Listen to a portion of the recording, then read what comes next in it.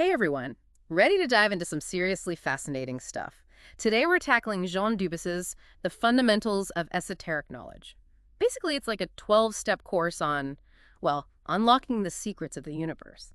We'll unpack how creation works, explore some techniques for tapping into hidden energies, and maybe even uncover the secrets of your esoteric name. Yeah, what I love about Dubis is he doesn't just throw around esoteric jargon. He lays things out systematically, Yeah. and makes these complex ideas surprisingly accessible. Totally. It's like he's giving us a map to navigate this hidden world. So where do we even begin with esoteric knowledge? Well, Dubis starts with the core concept of macrocosm and microcosm. Imagine the macrocosm as this massive universe encompassing everything, the seen and unseen, all these realms of energy. Now, picture yourself, the microcosm, a tiny mirror reflecting that vast universe within. Whoa, that's a lot to wrap your head around. So how does creation itself work in this framework?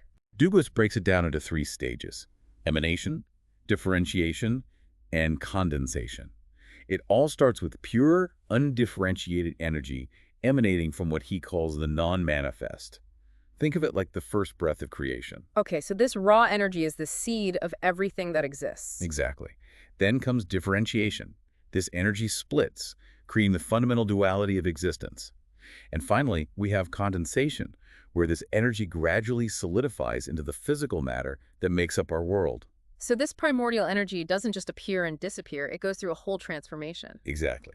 Dubis describes it as a descent through 10 levels of density. The 10th, the densest, is our physical world. But get this, the other 9 are these subtler, invisible realms, each corresponding to an inner world within us. Whoa, hold on. We have all these inner worlds connected to different levels of reality. This is starting to sound like that scene in The Matrix. Right, it's like we've got these hidden dimensions within us, just waiting to be explored. And to understand them, we need to learn the language they speak. Symbolism. Dubious talks about two main types: passive and active. Okay, break it down for us. What's the difference? Passive symbolism uses graphic representations. Think about the shapes you see in sacred geometry, like the point, the line, the circle, the cross, all those polygons. Each holds a specific meaning. They're like keys to unlocking different levels of understanding. So these shapes aren't just pretty designs, they're like packed with meaning. Exactly. Take the circle, for example. It represents the infinite, the eternal, reflecting the boundless nature of creation itself. That makes a lot of sense. Now, what about active symbolism? Is that where we actually start, doing something with this knowledge? You could say that.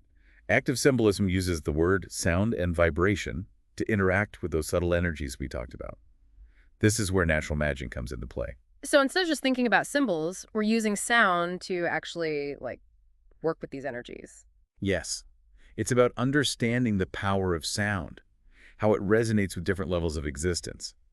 Imagine using specific sounds to connect with those 10 levels of density we discussed. That's wild. So how do we even begin to do that? How do we tap into this power? Dubuis emphasizes creating a dedicated space for this work: the oratory. Okay, the oratory. Sounds intense. It's not as intimidating as it sounds. It doesn't have to be fancy, a small room, or even a dedicated space within a room. Yeah. The key is to create an area where you can connect with your inner world, free from distractions, a place that resonates with your intention. So it's about setting the stage energetically for this kind of inner work. Exactly. Dubious suggests a few key elements for your oratory: Mhm. an altar, a mirror, some candles, maybe an incense burner. Those all feel very symbolic, like they help cultivate a certain atmosphere. Absolutely. And don't forget the practical things: a notebook to jot down your experiences, Uh, a way to control the lighting, maybe some soundproofing for deeper focus. Comfort is key too, right? Yeah. You don't want to be distracted by a draft in the middle of meditation. Yeah, good point. It's about finding that balance between the sacred and the practical. But you mentioned mental and spiritual preparation too. Like it's not just about the physical space. Exactly. Dubious emphasizes the importance of preparing yourself before entering the oratory. He recommends a cleansing ritual, a shower, meditating on the purifying power of water, putting on clean clothes. It's symbolic, leaving behind the energy of your day and entering this space with a fresh, clear mind. It's like hitting the reset button, clearing the cache of your mind to make space for something new. So are we ready to get into some actual techniques for working with this energy? All right, let's start with the checkerboard exercise. Now, before you think we're getting crafty, I'm already intrigued. What's this checkerboard exercise all about? it's deceptively simple, but powerful. You need a checkerboard, that classic 8x8 grid, and 2 lit candles. Place the board horizontally in front of you, flanked by the candles. Then, just fix your gaze on the board and observe. Like what exactly? Dubuis says that with focused concentration, the board will start to shift. It might take on a uniform color, or you'll notice other visual changes. The white squares, he explains, represent active energy, while the black squares represent passive energy. So it's a visual representation of that interplay between active and passive forces. Exactly. And the goal is to balance those energies within yourself. In esoteric traditions, balance is key. It's about harmonizing those forces within, creating inner equilibrium that allows for spiritual growth. That makes a lot of sense. We're always striving for balance in our lives, our work, relationships, our health. It makes sense that energetic balance is just as important. It is. And as you get comfortable working with your energy, Dubuis introduces a slightly more advanced technique, the mirror exercise. Okay, the mirror exercise. Now this is where things start to feel a little more mystical. I'm ready. Tell me everything. For this one, you'll work with a mirror in your oratory. Lighting is key here. Dubuis recommends candles on either side, but a dimmable light works too. The goal is to see yourself clearly without feeling cold. Okay, so set the scene, dim the lights. What's next? Gaze at the root of your nose in the mirror. Don't overthink it. Just let your focus soften. Now, Dubuis describes 3 potential outcomes. First, nothing much happens. Okay, that's reassuring. What about the other 2? The second is that you might feel a sensation of cold. If that happens, stop right away, close your eyes, and end the practice. Sounds like some energetic boundaries we need to respect. Exactly. Trust your intuition. The third outcome, this is the one that piques people's curiosity, is that the mirror might start to darken, often in these pulsating rings from the outside in. Okay, that sounds intense. What does it mean? According to Dubuis, this darkening means you're starting to tap into deeper levels of yourself. He claims it can even impact your heartbeat and potentially open the door to psychic experiences. That's incredible. So it's about gaining conscious control over those usually unconscious parts of ourselves. Exactly. Now, while that might sound a little out there, tons of traditions use breath work and visualization to influence the physical body. It's all connected, you know. That's a great point. Okay, let's say someone reaches this black mirror stage. What happens then? Dubuis recommends focusing on your heartbeat, slowing it down. He says that with practice, a sense of deep peace will come. He even suggests trying this before bed to calm the mind and maybe induce some interesting experiences. So it's like a gateway to deeper self-exploration. Exactly. And that brings us to another intriguing practice, the Saturn meditation. Saturn. Isn't that planet associated with like transformation and all this intense stuff? It is. Here, Dubuis suggests visualizing the symbol of Saturn after the mirror exercise. He says it can offer a glimpse into the eternal. Wow, so we're talking about going beyond the everyday, beyond our normal perception. Precisely. He emphasizes quieting the mind during this meditation, suggesting that letting go of thoughts allows the experience to unfold more fully. It's like creating space for the unknown to reveal itself. Exactly. Ready to explore the fascinating world of sound and the power of the word. Absolutely, let's do it. Last time we explored some pretty profound techniques like using that checkerboard exercise to balance those active and passive energies within us, and that mirror exercise, so simple yet potentially unlocking these wild psychic experiences. It's like Dubuis is handing us the keys to a whole hidden reality. He is. And remember how he described creation as this descent through 10 levels of density? Like, we took a one-way trip down into the material world. Well, Dubuis says it's not a dead end. We can ascend back toward unity. Okay, chills. That sounds a lot like what he calls counter-initiation. Humanity's fall from unity into this limited material world, right? Exactly. But here's the thing. Counter-initiation isn't a life sentence. We can choose to reverse it. The esoteric path, as Dubuis sees it, is about consciously embarking on that journey back. So do we have to erase everything that happened during the descent? Not really. It's about integrating those experiences into a higher understanding. We came here to learn, to experience the fullness of this duality. And through those experiences, we gain the wisdom to return to unity, not as naive beings, but as, like, conscious co-creators. So not denying the material world, but transcending its limitations. Right, and that's where the invisible order comes in, this community of beings who've gone through that inner realization, transcending the ego and dedicating themselves to the evolution of consciousness itself, Remember, we touched on this earlier. Yes, the invisible order. Dubois mentions it, but doesn't really go into detail. It's like the secret society of like enlightened beings working behind the scenes. That's the beauty of it. He plants the seed, invites us to explore. He's like that wise mentor who gives you just enough to spark your curiosity. Exactly. He trusts that we'll find our own way. So what about some tools and techniques to help us on that journey? We talked about the power of sound last time, using specific sounds to resonate with those different levels of existence. I'm ready to learn more about that. That's where the 40 invocations come in. That chart Dubuis gives us, linking the 10 levels with specific names for each element, remember? Yes, it's like a map of the subtle realms, each name a vibrational key. 40 names, 10 levels, 4 elements each. Precisely. And he provides specific instructions on how to work with these names, vocalizing them in a particular order with precise pronunciation to create resonance. So there's a technique to it, not just chanting random sounds. Absolutely. He recommends practicing in 3 distinct phases. First, the fire-air names. Second, water-earth. And third, air-water. So we're working through the elements in a specific sequence. Yes.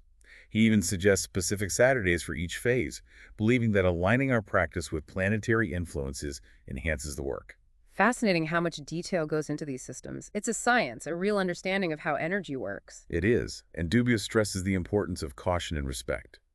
Don't use this knowledge for selfish gain or activate energies you're not ready for. It's like he's saying, here's a powerful tool, but use it wisely. Exactly. True power comes from aligning with universal law, not manipulating it for personal gain. And speaking of powerful tools, there's also the concept of the magical formula. Okay, a magical formula. Now that sounds interesting. Think of it as a combination of words, visualizations, and gestures that create a specific resonance with particular energies. The one Dubuis outlines invokes divine power to manifest a desired outcome. Like a direct line to the cosmic control panel? Right. But of course with safety protocols in place, which is why Dubuis emphasizes the ethical implications.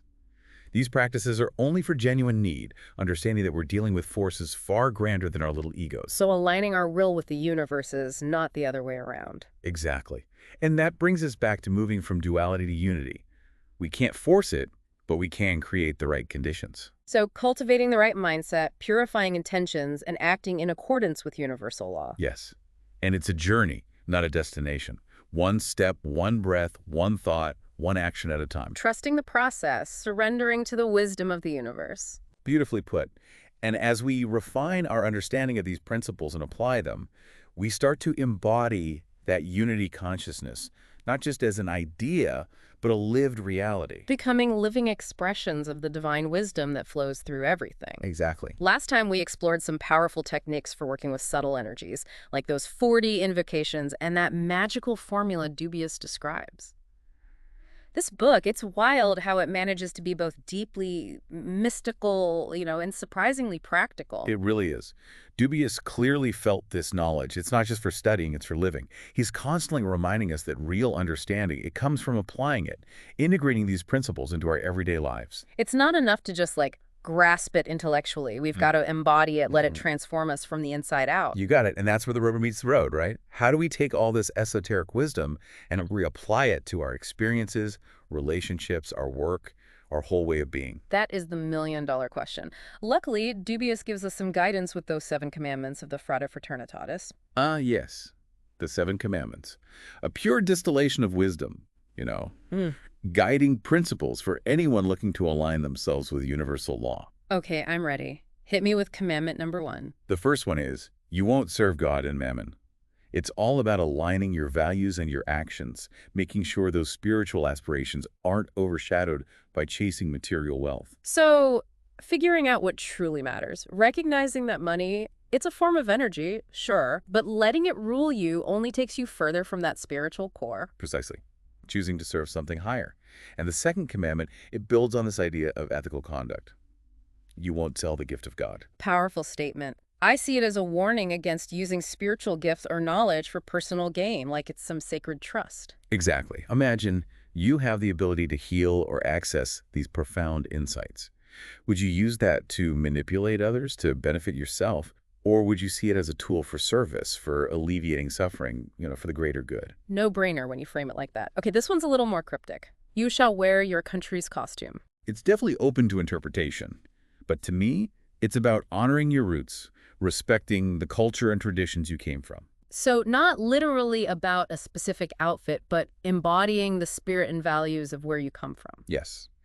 It's about recognizing that we're all part of this larger social fabric.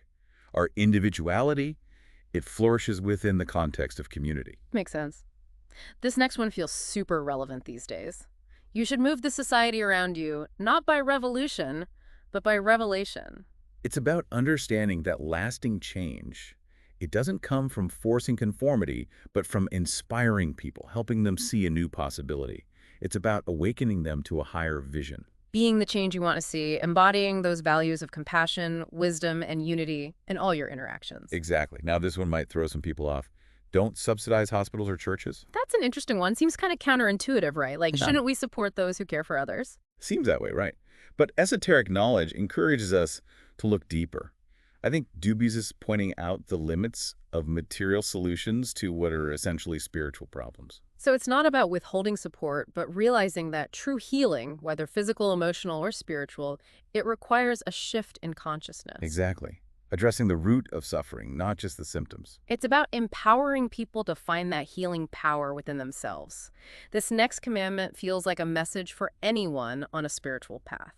Do not demonstrate the doctrines through miracles. A good reminder that true spiritual power, it's not about seeking approval or validation. It's not about proving yourself. It's the quiet cultivation of inner strength, wisdom, humility. Walking the walk, not just talking the talk. You said it. And finally, we get to the seventh commandment, which really encapsulates that essence of spiritual unity. You shall have neither master nor servant. Powerful, especially in a world so obsessed with hierarchies and power structures. It is. Dubuis reminds us that we are all interconnected, all on this journey together. True spiritual authority comes from within, not from some title or position. It's about recognizing the divine in ourselves and in everyone we meet. Beautifully said. So as we wrap up our deep dive into the fundamentals of esoteric knowledge, we're left with this profound invitation to live consciously, to make choices that align with our highest values, and to remember we're not separate from the universe, but part of this incredible cosmic dance. We're waking up to our true nature, our potential, and using that awareness to create a more just, compassionate, harmonious world. This book, it reminds us that we are co-creators of our reality, our destiny. What a powerful message. And it all circles back to that simple yet profound statement, all is in everything. As you move forward on your own path, keep asking yourself, how does this truth, all is in everything, resonate with you? How does it change the way you see the world and your place in it?